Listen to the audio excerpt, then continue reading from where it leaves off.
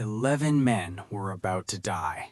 30 Japanese Zeros had surrounded their bomber, and every escape route was blocked. The gunners were out of ammunition. 2 engines were on fire, and the pilot, a 23-year-old from Kansas who'd barely passed flight school, was about to try something with a cloud that his instructors had called the stupidest idea they'd ever heard. Not a weapon, not a maneuver, a cloud. He was going to fly his crippled bomber into a thunderhead, the one thing every pilot was trained to avoid, and bet 11 lives that he understood clouds better than the Japanese understood killing. Lieutenant Raymond or Ray Caldwell wasn't supposed to be flying combat missions. He'd nearly washed out of training twice. His flight evaluations called him unorthodox and dangerous improvisation. The only reason he was in the Pacific was because the Army Air Forces were desperate for warm bodies. What he did in the next 47 minutes would save his entire crew, destroy 3 Japanese fighters without firing a shot, and force the Imperial Navy to completely change how they attacked American bombers. The technique he invented that day was so effective that it was still being taught to pilots 30 years later. November 1943. The Solomon Islands. The air war over the Pacific had become a slaughter. Japanese Zeros were faster, more maneuverable, and flown by pilots with years of combat experience. American bombers, slow, heavy, designed for a different kind of war, were being shot out of the sky by the dozen. The standard advice was simple: stay in formation, trust your gunners, pray. But formations got broken up. Gunners ran out of ammunition, and prayer didn't stop 20mm cannon shells. But before Ray Caldwell could save anyone, he had to survive the moment when his own crew stopped believing in him. Because what he was about to suggest sounded like suicide, and they had every reason to think he'd finally lost his mind. Ray grew up on a wheat farm outside Wichita, where the sky was the biggest thing in the world, and weather was the difference between eating and starving. He learned to read clouds before he learned to read books. His father would take him out to the fields at dawn and teach him to spot the signs, the way a thunderhead built, the wind shifts that meant rain, the anvil shapes that warned of hail. Clouds aren't just weather, his father told him. They're architecture. They have floors and ceilings and rooms. Learn the architecture and you can navigate them like a house.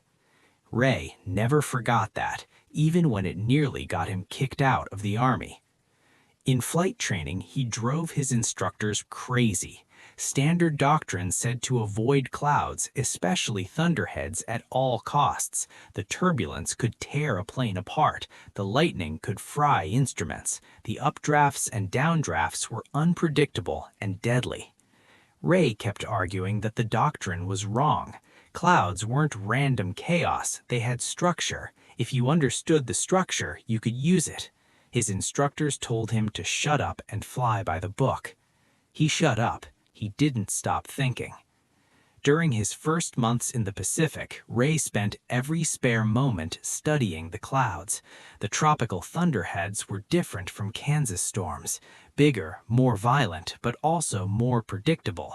They built in the same patterns, peaked at the same times, had the same internal architecture his father had taught him to see. He started sketching diagrams, mapping the updrafts and downdrafts, calculating where a plane could survive inside a thunderhead and where it would be torn apart. The other pilots thought he was losing his mind. His commander told him to focus on his actual job. Then came November 17th. The mission was supposed to be routine, a bombing run on a Japanese supply depot. Ray's B-24 Liberator was part of a 12-plane formation protected by fighter escort. Standard procedure, acceptable risk. Everything went wrong within the first hour. The fighter escort got pulled away by a decoy attack. A storm front split the bomber formation. By the time Ray's plane reached the target area, they were alone, separated from the group, deep in enemy territory with fuel already running low. That's when the Japanese found them. What happened next should have been the end. Any pilot following standard doctrine would have died in the next 10 minutes, but Ray wasn't going to follow doctrine. He was going to do something that every instructor he'd ever had would have called insane. The first pass killed his tail gunner and set the number 3 engine on fire. The second pass took out the ball turret and wounded the navigator. The Zeros were everywhere, above, below, on both flanks, taking turns making runs while the others circled for position. Ray's gunners fired back, but they were running low on ammunition. The B-24 was too slow to run, too damaged to fight. Standard doctrine said to maintain course, keep the guns firing, hope the fighters ran out of fuel before you ran out of crew. Ray looked at the instrument panel. Then he looked at the massive thunderhead building off the starboard wing. "We're going in there," he said. His co-pilot thought he was joking. When he realized Ray was serious, he grabbed the controls. "That's a thunderhead. You fly into that, we're dead." "We stay out here, we're dead for certain," Ray said. "In there, we've got a chance." The crew was screaming at him over the intercom. The bombardier was praying out loud. The co-pilot refused to let go of the controls. Another burst of cannon fire ripped through the fuselage and the number 4 engines started smoking. Ray didn't have time to argue. He shoved the throttles forward and turned towards the cloud. The first seconds inside the thunderhead nearly killed them. The turbulence hit like a giant fist, throwing the plane sideways, slamming crew members against bulkheads. Rain hammered the windscreen so hard Ray couldn't see the instruments. Lightning flashed close enough to blind him. The co-pilot was shouting that they were going to die. The altimeter was spinning wildly. Up 1,000 feet, down 2,000, up again. The airframe groaned under stresses it was never designed to handle. But Ray was counting, timing the gusts, feeling the rhythm of the storm. 45 seconds, he muttered. There's a pocket at 45 seconds.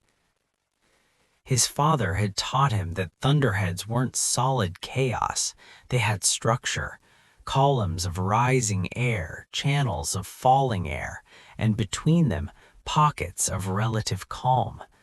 If you could find those pockets, you could survive inside a storm that would destroy any plane flying blind. Ray had spent months mapping Pacific thunderheads. He knew their architecture. He knew that at this altitude, at this time of day, there would be a calm channel running through the cloud's western edge. He banked hard left, fighting the turbulence, and suddenly, calm. The shaking stopped. The rain eased. The plane was still inside the cloud, still invisible to the Japanese, but flying through a corridor of stable air. But finding the calm channel was only half the problem. The Zeros were still out there, circling the cloud, waiting for him to emerge. And what Ray did next would turn his escape into something far more deadly. Ray didn't run. He stayed inside the thunderhead, navigating the calm channels, occasionally poking the bomber's nose out just long enough to spot the Japanese positions. Each time he emerged, the Zeros dove at him. Each time he pulled back into the cloud before they could get a shot. The Japanese pilots grew frustrated. They started following him into the edges of the cloud, trying to catch him in the transition zone. That's exactly what Ray wanted. He had mapped the cloud's killer zones, the places where the turbulence was strongest, where updrafts turned into downdrafts without warning, where even a skilled pilot could lose control in seconds. The B-24 was heavy enough to punch through these zones with damage. A Zero, light, fragile, designed for maneuverability, would be torn apart. He started baiting them, emerging near the dangerous zones, letting the Zeros chase him, then diving back into the cloud at exactly the right angle. The first Zero that followed him in never came out. The turbulence caught it mid-turn and slammed it into a spiral it couldn't recover from. The second pilot tried a different approach and hit a downdraft that drove him straight into the ocean. The third kill wasn't the turbulence. A Zero followed Ray too deep into the cloud, got disoriented, and flew directly into the path of another Japanese fighter trying to escape. The collision killed both pilots. 4 Japanese planes destroyed. Ray hadn't fired a single shot. The remaining Zeros pulled back. Ray stayed in the cloud for another 20 minutes, letting them burn fuel, letting the storm drift toward friendly territory. When he finally emerged, the Japanese were gone, low on fuel, unwilling to follow the crazy American who had turned a thunderhead into a weapon and saved 10 men's lives. Ray's B-24 limped home on 2 engines with a dead crew member, 3 wounded, and a fuselage full of holes. But 10 men who should have died were still alive. The debriefing lasted 6 hours. Ray drew diagrams of the cloud's internal structure, explained the calm channels and the kill zones, described exactly how he'd navigated a storm that should have been unsurvivable. Half the officers thought he was lying. The other half thought he was insane. Then they checked the gun cameras from a reconnaissance plane that had witnessed part of the engagement. The footage confirmed everything. Ray had done exactly what he claimed. Within a month, his technique was being taught to bomber crews across the Pacific. The Caldwell method, using thunderheads as defensive cover, became standard doctrine for crews caught alone by Japanese fighters. Pilots